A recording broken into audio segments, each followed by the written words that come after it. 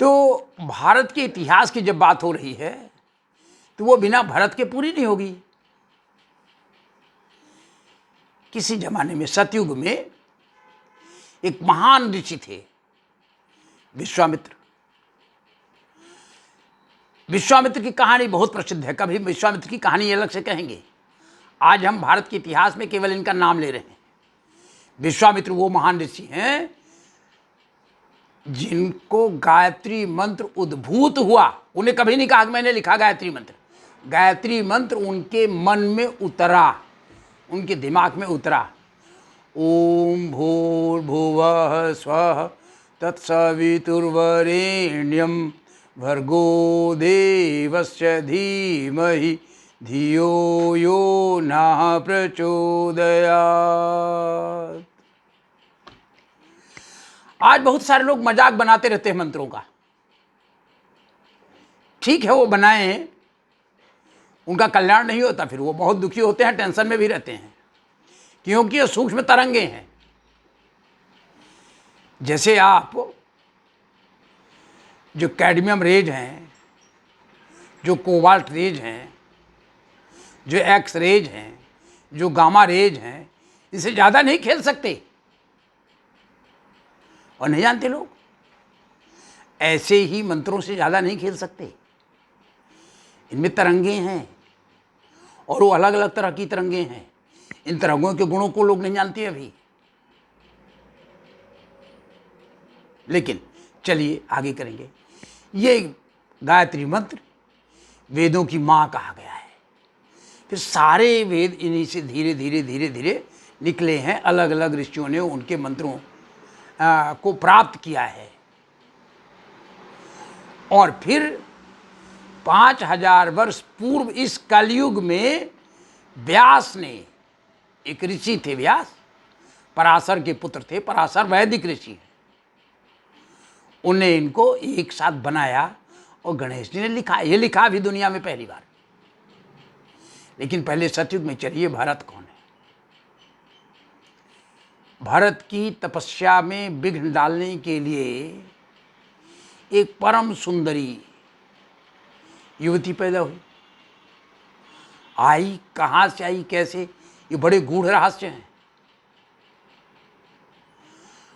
और उन्हें तपस्या भंग किया उनको गृहस्थ में आना पड़ा और उससे एक बच्ची पैदा हुई। और उस उनकी बच्ची का जो कण्व के आश्रम में छोड़ करके वो चली गई, मेनका, तो शकुंतला नाम की वो बच्ची कण्व के आश्रम में पली। और तब उस समय के राजा दुष्यंत और शकुंतला से एक पुत्र पैदा हुआ जो भरत था, जिसका नाम था भरत। भरत इतने बहादुर थे कि सारी धरती पर राज्य किया। और जिस क्षेत्र को इन्हें सबसे अधिक फला फूला देखा, जो सबसे उन्नत क्षेत्र था, सारी धरती की सबसे प्राचीन संस्कृति, वो भारत, ये आर्यावर्त, जम्बू द्वीप, यह पूरे भूभाग में इसको भारत कहा उनके अनुयायियों ने। इसको अलग अलग पुराणों में सब में वर्णन है। उस सतयुग में बहुत सारी चीजें विकसित हुई और ये चलता रहा ज्ञान पर आधारित समाज। ऐसा नहीं था कि राक्षसी वृत्तियां नहीं थी, ऐसा नहीं था कि तमोगुणी वृत्तियां नहीं थी, संघर्ष चलता रहता था। लेकिन कुछ ऋषि मुनि महर्षि और अच्छे लोग थे। सतयुग का अंत प्राकृतिक तरीके से हुआ, प्रलय हुई, और प्रलय होने के बाद जब दूसरा युग आया, दूसरी संस्कृति विकसित हुई, वह संस्कृति थी त्रेता युग की। सतयुग में वेद एक था, एक केवल वेद नाम था, ज्ञान का अखंड भंडार। बाद में उन्हीं वेदों से जो पुराणों में कहानियां, जो उपनिषदों में कहानियां हैं, बहुत सारी कहानियां, और उपनिषदों का ज्ञान सतयुग का है, श्रुति परंपरा में रहा, लिख करके रटने का विधान नहीं था। आश्रम पद्धति पूरी, विद्यार्थी पढ़ते थे, ब्राह्मण बालक करते थे, क्षत्रिय बालक उनकी रक्षा किया करते थे, जो वैश्य बालक थे वो सारे व्यवसाय का काम करते थे, और जो बिना पढ़े लिखे सबकी सेवा करते थे उनको शूद्र कहते थे। और गीता में भगवान कृष्ण ने 5000 साल पहले कहा, चातुर्वर्ण मया सृष्टि गुण कर्म विभाग साह। गुण कर्म और बंटवारे के विभाग के अनुसार ये सृष्टि मैंने बनाई।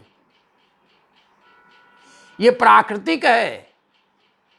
कुछ लोग प्राकृतिक तरीके से पढ़ना अधिक पसंद करते हैं, पढ़ाना अधिक पसंद करते हैं।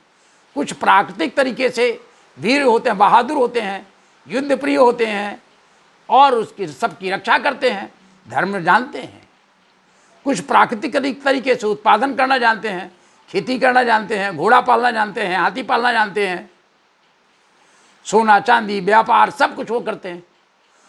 और कुछ लोग प्राकृतिक तरीके से सबकी सेवा करते हैं, उनके साथ रह जाते हैं, जो कह दिया वही कर लिया सबका। इसमें कोई गड़बड़ नहीं था। गड़बड़ तो अब हमारे मस्तिष्क में पैदा हो रहा है, इसलिए ऐसा गड़बड़, और ये हमारे मस्तिष्क में हमेशा से गड़बड़ होता रहा है। ये मानव मन है। त्रेता युग में राम का इतिहास सबसे अधिक प्रसिद्ध है। राम राज्य त्रेता युग में हुआ, और राम राज्य के इतिहास का जो मूल है राम रावण युद्ध, तो एक खराब संस्कृति, अपसंस्कृति, जो संस्कृत नहीं कहना चाहिए वो संस्कृत नहीं है। शब्द ही उसके लिए संस्कृत ठीक नहीं होता। संस्कृत का तो अर्थ होता है जैसा बनना चाहिए वैसा बना है। सम का मतलब समद्रष्टा, जैसा देखना चाहिए वैसा देखा, बराबरी से देखा। समता, समानता, ये सम शब्द बहुत व्यापक है, बहुत व्यापक है। इसीलिए तो भारत में अक्षरों और शब्दों के अर्थ पर जाया करते थे। वागर्था विवसंपृक्तो वागर्था प्रतिपत्तये जगतपितरो वंदे पार्वती परमेश्वरो वर्णानाम अर्थसंघानाम रसानाम छंदसामपि मंगलानाम च कर्तारो वंदे वाणी विनायको। वाणी है, विनायक है, माने विद्या की देवी, धन के देवता, कल्याण करने वाले देवता, और प्रकृति में सब कुछ देने वाली हमारी माँ। ये हम प्रार्थना किया करते थे। जल भी सुनता है, पृथ्वी भी सुनती है, सूर्य भी सुनता है, सभी सुनते हैं। और यही लेटेस्ट हाइपोथेसिस कहती है। गैया हाइपोथेसिस को पढ़िए मॉडर्न साइंस की, तो आपको पता चलेगा कि ये तो सारी सृष्टि एक जीवित तत्व की तरह व्यवहार करती है। और यही तो कल्पना हमारे पुरखों ने किया है बहुत पहले। तो त्रेता युग की कहानी राम की कहानी है, राम राज्य की कहानी है। अकेले की नहीं थी, पूरा विस्तार से वर्णन है श्रीमद् भागवत में, महाभारत में, पुराणों में, अन्य पुराणों में इनका बहुत विस्तार से वर्णन है।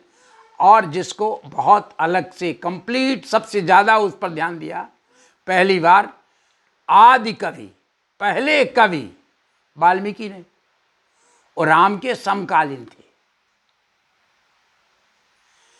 मैं नहीं जानता, बहुत सारा अनुसंधान करना चाहिए भारत को, और कुछ स्पॉन्सर्ड अनुसंधानकर्ता नहीं मानते हैं, लेकिन पता है कि सेतु बांध रामेश्वर मैन मेड है।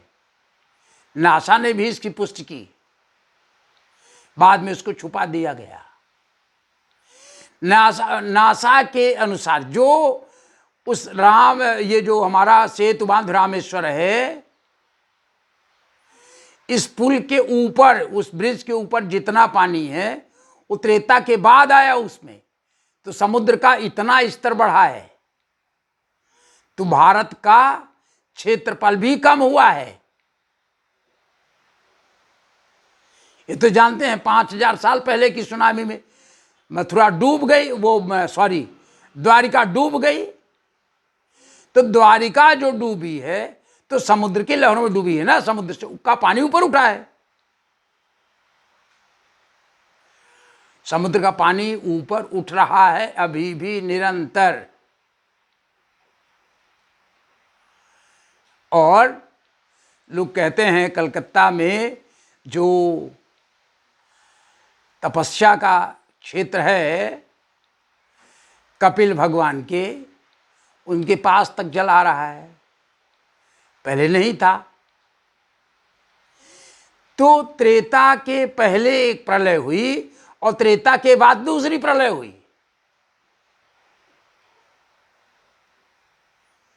इस जल प्रलय का वर्णन कभी जयशंकर प्रसाद ने कामायनी में किया।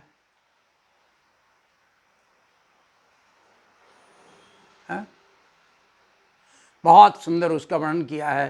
क्या मुझे तो बहुत सारा याद भी नहीं आता कि नीचे जल था, ऊपर तल था, एक तरल था, एक प्रलय, कहीं एक बीज की ही प्रधानता, कहीं उसे जड़ या चेतन है। बहुत ही अच्छे से वर्णन हुआ है, पुराणों में है, उपनिषदों में है। चाहे जो लेखक रहे हों, एक से एक बड़े, उन्हें प्रकृति के बारे में ही तो लिखा है, इतिहास के बारे में तो लिखा है। तो ये भारत का इतिहास रहा है, भारत का इतिहास रहा है। उनके राज्यवंश में बहुत सारे एक से एक जानकार लोग हुए, कुछ खराब भी हुए, कुछ बुरे भी हुए, कुछ ने नुकसान भी किया, लेकिन ये ज्ञानियों की संस्कृति थी, सस्टेनेबल थी, ऋषियों मुनियों की थी। इसलिए राम ऋषियों मुनियों से पूछ करके काम करते हैं। वो चाहे अत्रि से पूछे, चाहे भरद्वाज से पूछे, अगस्त से पूछे, वशिष्ठ और विश्वामित्र से पूछे। गुरु वशिष्ठ कुल पूज्य हमारे, इनकी कृपा धनुजन मारे। युद्ध हुआ, धनुजों को मारा, राक्षसों को मारा जो नियम कानून नहीं मानते थे, केवल भोग वृत्ति में थे।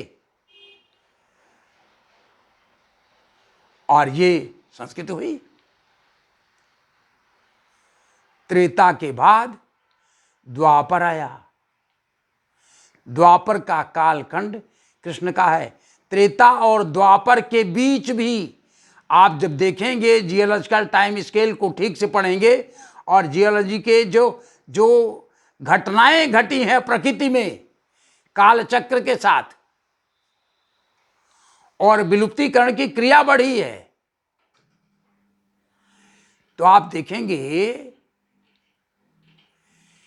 कि एक प्रलय हुआ है।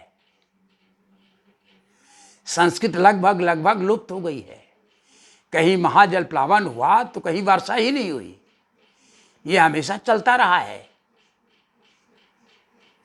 हमेशा सीजन उसी तरह नहीं आता कि बस जुलाई में वर्षा हो जाएगी। मानसून एक तरह नहीं आता हमेशा। और ये है सब वैज्ञानिक, लेकिन उसके इतने इंडिसेस हैं, इतने तरह की चीजें उनको प्रभावित करने वाली हैं कि उनके प्रभाव का आकलन सही नहीं कर पाते, आज भी नहीं कर पाते। भूकंप आता है, ज्वालामुखी आता है, हम कहाँ उसका आकलन कर पाते हैं। बाढ़ का यदि आकलन हम ठीक से कर लें कि यहाँ से आएगी, और सब प्रकृति के नियम से होता है। बहुत सारी मैन मेड है, बहुत सारी मैन मेड नहीं है, अभी भी बहुत कम मैन मेड है। क्लाइमेट चेंज पहले भी होता था। डायनासोर जब विलुप्त हुए हैं तो क्लाइमेट चेंज हुआ है, मनुष्य की उत्पत्ति हुई है तो क्लाइमेट चेंज हुआ है।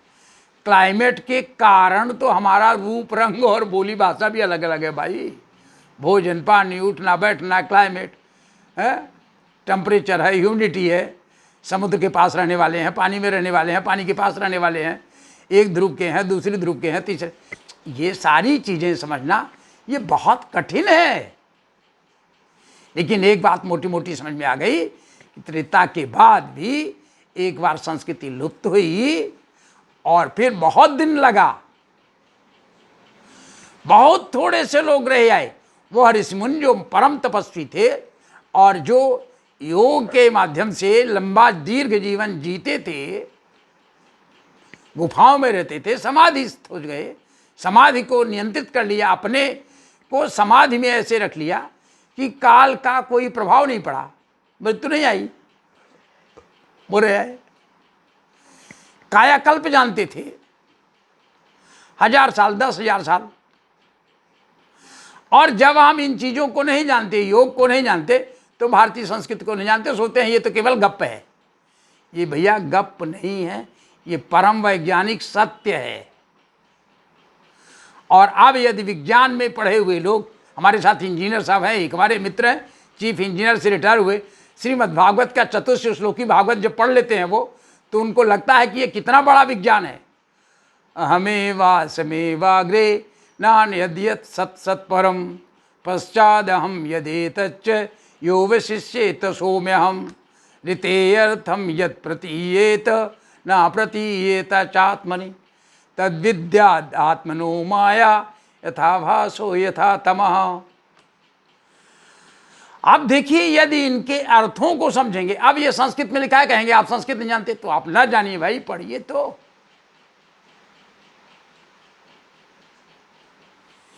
ये बहुत सारी चीजें हैं और बहुत आनंदमय। मेरा आप भरोसा करिए, ये चतुर्युगी कुछ तो पाश्चात्य वैज्ञानिकों ने, विचारों ने लिखा है कि हमने इसको देख करके,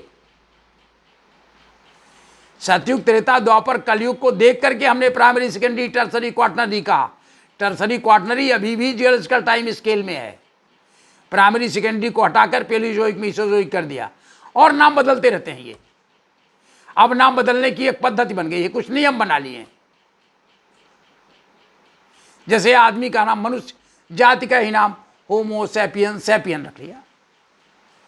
अच्छा है, मैं इसका विरोध नहीं करता हूं, लेकिन जिसने मानव कहा पहली बार, जिसने मन कहा, मन की खोज की, जिसने इच्छा की खोज की, जिसने विवस्वान की खोज की, सूर्य की खोज की, सूर्य पर सबसे पहले चिंतन किया, उसको क्या कहेंगे? वो वैज्ञानिक नहीं था क्या? तो ये 100-150 साल का विज्ञान ठीक है, 300, 400, 500 साल का विज्ञान है, इसको थोड़ा सा पीछे ले जाने की भी जरूरत है। और जिन्हें वैज्ञानिक चिंतन किया है, उन ऋषियों को ही पढ़ने की जरूरत है। वो भरद्वाज हो, वो चरक हो, सुश्रुत हो, वो काशी नरेश दिवोदास हो, वो ब्रह्मलोक हो में रहने वाले ब्रह्मा जी रहे हो। जो आज का म्यांमार है वो कभी ब्रह्म देश था, ब्रह्म देश से टूटा बर्मा हुआ। जो आज का काबुल है, गांधार है, गांधार का भी गांधार था। गांधारी गांधार से की लड़की थी और हमारे यहाँ के राजा को ब्याही हुई थी, धृतराष्ट्र था, दुर्योधन के पिताजी। पानी, हवा, मिट्टी के कारण, पंच तत्वों के कारण वहाँ के लोगों के मन में भी प्रभाव पड़ता है। यह भी बहुत आवश्यक है जानना। तो जो देश ये सब रहा, पहले आ जाइए कि त्रेता वाले से बाद हम द्वापर में आ गए, और द्वापर की सारी कहानी कृष्ण की है, जिसने हमको गीता दिया, रामायण दिया, महाभारत दिया। वाल्मीकि रामायण का कालखंड त्रेता का है, और त्रेता के जो सबसे प्रभावी राजा कह लीजिए, उनको महापुरुष कह लीजिए, पुरुषोत्तम कह लीजिए, रामः पुरुषोत्तमः, वो पुरुषोत्तम थे, मर्यादा पुरुषोत्तम, मर्यादा मानने वाले थे, एक एक मर्यादा मानी।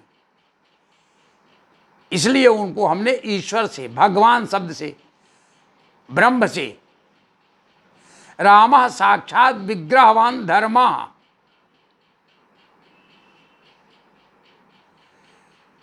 और भारत में तो जितने जानकार हुए हैं सभी वर्णों के, सभी जातियों के, वो सब ने राम की आराधना की है। और वो अभी पता लग जाता है, सब ने कृष्ण की आराधना की है। अब लोग यही मानते हैं जो त्रेता के राम है वही द्वापर के कृष्ण है। और श्रीमद् भगवद गीता में भी लिखा है, रामा शस्त्र भृतामहम, मैं धनुर्धारियों में श्रेष्ठ राम हूं, देवर्षियों में नारद हूं, नदियों में गंगा हूं, स्थावरों में हिमालय हूं, जल धारण करने वालों में समुद्र हूं। सब कुछ तो कहा गया है। ये जो प्रकृति पुरुषात्मक जगत है, जो सारे वेदों का सार है, निचोड़ है, इसको अथर्व शीर्ष कहते हैं। ये किसी एक कालखंड के लिए नहीं, एक जाति विशेष के लिए नहीं, एक पूजा पद्धति विशेष के लिए नहीं, ये सर्वकालिक है, सार्वभौमिक है, सारी मानवता के लिए है, पूरे विश्व के लिए है, सभी पूजा पद्धतियों के लिए, सभी जातियों के लिए, सभी वर्णों के लिए कल्याण सबका होना चाहिए। और इसी को तो गीता में कहा गया भाई ना, स्त्रियों वैश्यास तथा शूद्रा ते पियांति परम गतिम। परम गति का अधिकार सबको है। परम गति माने मनुष्य जाति का श्रेष्ठतम मानव जीवन का लक्ष्य परम गति है। जहाँ पहुँचना चाहिए वो है परम गति। कहाँ पहुँचेंगे सारा क्लियर कट लिखा हुआ है और आप उसको समझा जा सकता है। तो त्रेता के बाद द्वापर और द्वापर के बाद ये कल युग है। कल युग कृत युग आन नहीं जो नर कर विश्वास। इसमें कर्म प्रधान है और जल्दी परिणाम मिलता है। और इस कलयुग के बीच में तामसी प्रवृत्ति भी बढ़ने का है वर्णन, लेकिन उस तामसी प्रवृत्ति में युद्ध जो है वो तीन प्रवृत्तियों के बीच में ही होता है, सत रज और तम के बीच में। वो घटती और बढ़ती हैं।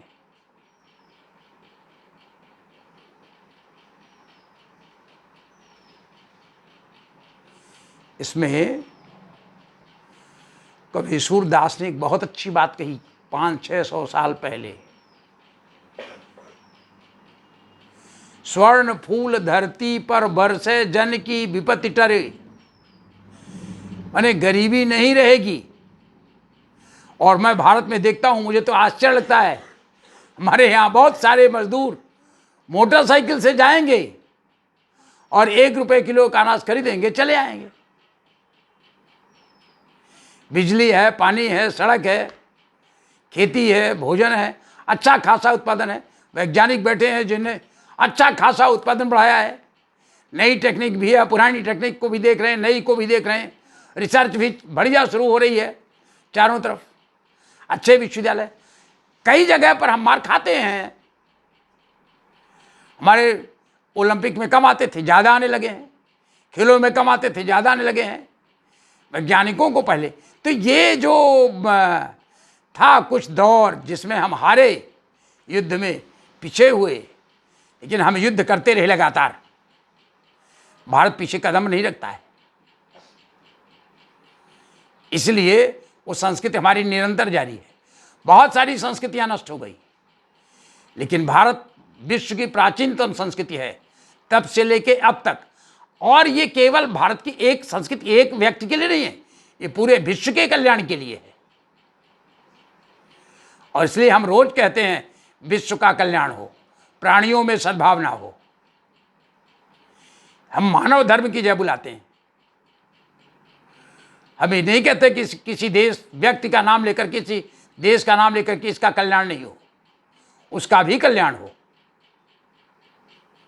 हमारे यहाँ तो कहते हैं, हे प्रभु कैसे हैं आप, आपकी कैसी कृपा है कि जिसके ऊपर क्रोध करते हैं, जिसको मार देते हैं, उसका भी कल्याण करते हैं। तो इस इतिहास को, भारत के इस दृष्टिकोण को मानवता के कल्याण के लिए पढ़ना चाहिए।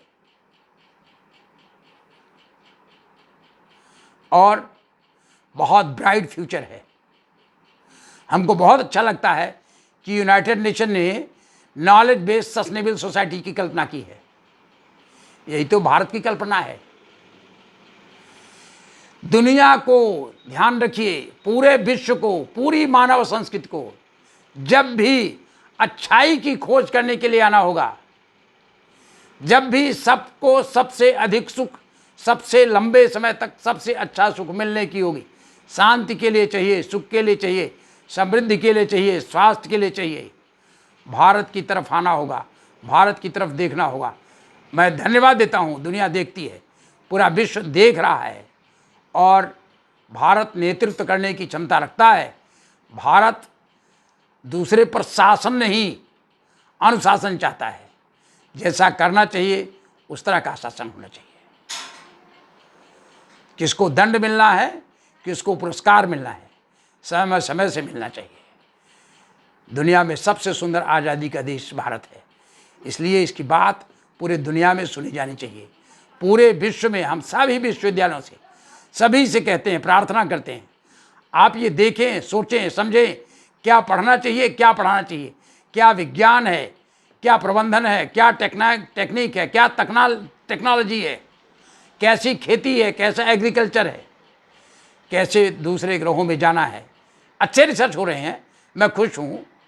लेकिन जंगल, जमीन, मिट्टी, पानी, हवा, पर्यावरण और जो पंच महाभूत हैं और जो प्रार्थना का विज्ञान है, जो ज्ञान प्राप्त करने का मूल साधन है, योग, इसको सबसे आगे करके चलेंगे तो आपको सबसे आनंद मिलेगा।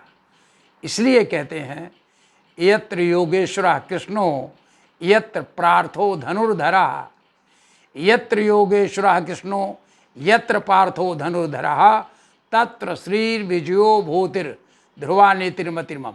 मेरा दृढ़ निश्चय है कि जहाँ धर्म रहेगा, जहाँ कृष्ण की नीति रहेगी, जहाँ कर्म करने वाले बहादुर महारथी, परंतप का अर्थ होता है जिनको देख करके दुश्मन कांपने लगे। अर्जुन की धनुष टंकार से ही दुश्मन की नींव हिल जाती थी, विजय तो वही होगी। तो भारत के लिए एकदम निश्चित नियम है और पूरी दुनिया के लिए नियम है। इसलिए शांति और सद्भाव के साथ चलिए आगे बढ़ें, ऐसे ज्ञान प्राप्त करते रहें और समाज को आगे बढ़ाने का काम करते रहें। नई पीढ़ी, हमारे नवयुवकों के कंधे पर बहुत बहुत जिम्मेदारी है। और मैं जानता हूँ दुनिया में सबसे नया राष्ट्र, सबसे युवक राष्ट्र, सबसे नौजवान राष्ट्र भारत है। और हमारे नौजवान आज जिनके हाथ में पूरी सब कुछ है, नॉलेज है, मिसाइल भी है और गीता भी है, रामायण भी है और पूजा भी है, प्रार्थना भी है, सब कुछ है, वो पूरे विश्व को मार्गदर्शन करेंगे, दिखाएंगे। नमस्कार, जय हिंद।